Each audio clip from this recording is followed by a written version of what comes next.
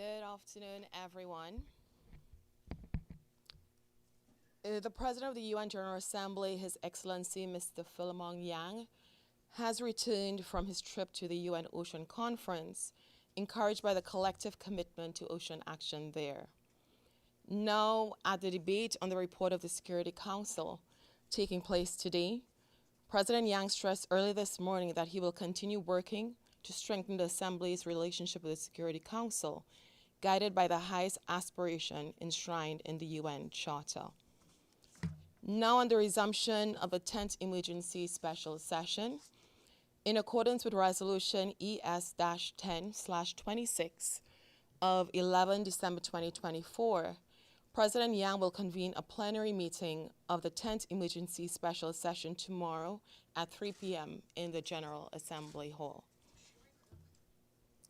Now, on other matters this week, an informal meeting of the plenary to hear a briefing by the Special Envoy of the Secretary General on Myanmar, Ms. Julie Bishop, took place yesterday, the 10th of June. Today, there are also intergovernmental consultations on the Independent International Scientific Panel on Artificial Intelligence and the Global Dialogue on AI Governance. These consultations would also take place on Friday. Following General Assembly Resolution 79/185, adopted in December 2024, titled Situation of Human Rights in the Syrian Arab Republic, there will be an informal meeting of the plenary to hear a briefing by Ms. Carla Quintano, head of the Independent Institution on Missing Persons in the Syrian Arab Republic, tomorrow, 12th of June. Also to mark the 10th anniversary of the adoption of the UN Standard Minimum Rules for the Treatment of Prisoners, now called the Nelson Mandela Rules, the President will convene a high-level debate of the Assembly in collaboration with the UN Office on Drugs and Crime, titled A Second Chance, Addressing the Global Prison Challenge, on the 13th of June. This high-level debate will be an opportunity to reiterate the importance of prison and penal reform, its impact on human rights and sustainable development, and its contribution to building safer communities and supporting the achievement of the Sustainable Development Goals, in particular Goal 16 on peace, justice, and strong institutions. Now, with regard to next week, there will be a high-level international conference for the peaceful settlement of the question of Palestine and the implementation of the two-state solution on 17th to the 20th of June. The co-chairs of this conference are France and Saudi Arabia. A debate on the elimination of unilateral, extraterritorial, cohesive economic measures as a means of political and economic compulsion takes place on the 16th of June. And there will be intergovernmental consultations on the political declaration on the Global Plan of Action to Combat Trafficking in Persons on the 20th of June. And just with regard to announcements, following member states' interest in receiving regular updates on the progress on the UN 80 initiative, President Yang will convene an informal meeting of the General Assembly to hear an update from UN Under Secretary General for Policy, Mr. Guy Ryder, on the 24th of June. And that's it. Are there any questions on the floor? Deji, please. Yeah, I just want to confirm 3 p.m. tomorrow, that's the explanation of vote? Or it's emergency session? The emergency special session, there will be a resolution submitted, and then there will be adoption It's of in this the afternoon. resolution. How many days is this supposed to go? It's just tomorrow So it's just tomorrow. in the afternoon. The 10th, it's the 10th emergency session. Yes. So there will be a resolution tomorrow to. There should be. Okay. One is expected. Right, Yes. okay.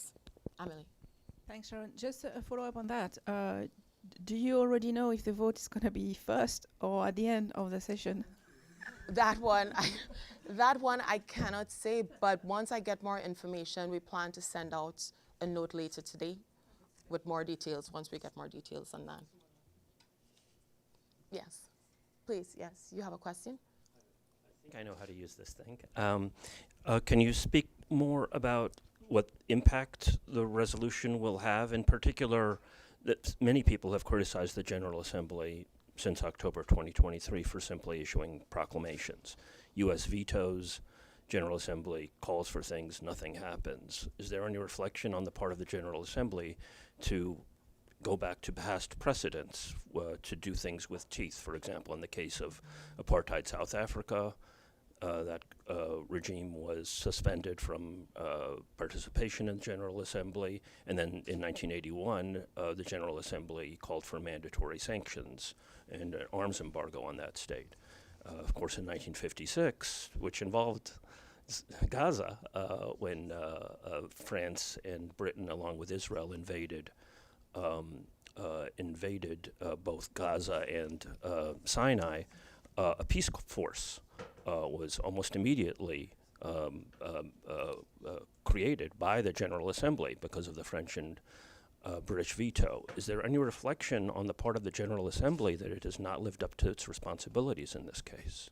Now, first, let me stress that the General Assembly has continued to play a more important role in terms of, maintaining peace and security, especially when you have, for example, a veto in the Security Council. What happens in the General Assembly, it is a member state-driven process. If there is a request, for example, there is a request for this 10th emergency session, then it takes place. These sessions are important. There is impact because you have these resolutions that are adopted that reflect the consensus, that sends a strong signal in terms of what the international community feels with regard to what is happening in Gaza. And there are instances where you would see the resolutions shaping thoughts and mobilizing efforts and raising awareness. The last one in December, I believe, passed, 150 to 10 or something like this, but it didn't have any teeth in it. Isn't it possible for the countries that are genuinely concerned to pass a resolution with teeth that still gets the 2/3 majority? Yeah, well, again, it depends on the actions and the requests by member states, but I will just reiterate the importance of these resolutions, that they do make a mark and they do shape, the opinions of those on the ground. The resolution that I've seen, the draft of it, calls for all measures necessary to be taken by member states. What is the thinking in terms of how much latitude that gives member states in terms of doing things like sanctions and so on, commensurate with their responsibilities under the UN Charter, under the Genocide Convention? I've answered the question in terms of every resolution that is submitted. This depends on member states and the request by member states. With regard to this resolution that is being submitted tomorrow, it will be, of course, again, calling for a ceasefire, again, stressing the need for humanitarian aid and the release of hostages. But I cannot stress how important these resolutions are in terms of reflecting the need for change and the will of the international community. Are there any other questions? Gabrielle, please. Thanks, Sharon. Just for planning purposes, the president is planning to cut it off at 6 o'clock tomorrow, and if there's still speakers, cut it off at 6. I can't say, but again, we will have more details hopefully by the end of the day, which we will share with everyone in terms of what the procedure will be. Thanks. Yes. Thank you. I just wanted to see if there was what the latest information was regarding the two-state solution program for next week. So in terms of this high-level conference taking place, I would like to encourage you to reach out to France and Saudi Arabia because they are the co-chairs of the conference. If we do get any information ahead of time, we're happy to share. Any other questions online? Abdelhamid? Thank you, Sharon. Last Wednesday, the U.S. cast a veto against a draft resolution calling for ceasefire and humanitarian aid. According to GA resolution, the country that cast a veto should come in front of the GA to explain that veto within 10 working days. So when is the U.S. going to stand on the podium of the GA to explain why they use the veto? This will happen in the emergency session taking place tomorrow, but I will send more details on what is happening tomorrow later today. And is that it? Yes, please. When you say that you can't stress the level of how important these resolutions are from the General Assembly, they've, you must admit, had no impact on Israel's conduct. They're killing 100 people a day, they're not letting aid in, and so on and so forth. So in real world terms, how can you say that that's the case? This is what I would say. I would say that it's about member states and member states' action here, and the General Assembly is only as relevant, and the actions in the General Assembly is only as relevant as the actions taken by all countries.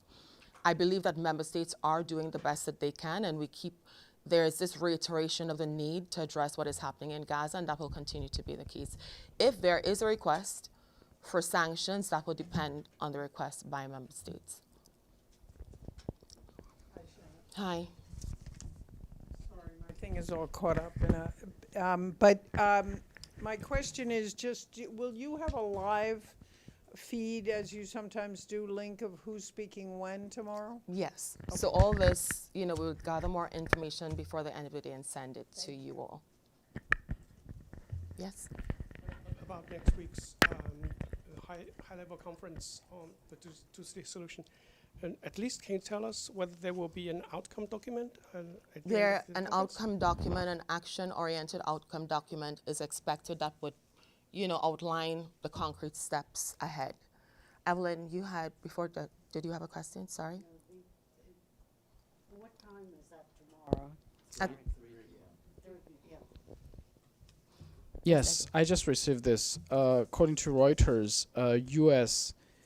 urge all member states not to participate in the international conference on the two-state solution, and said that any of the outcomes wouldn't have significant progress but hampering the security of Israel.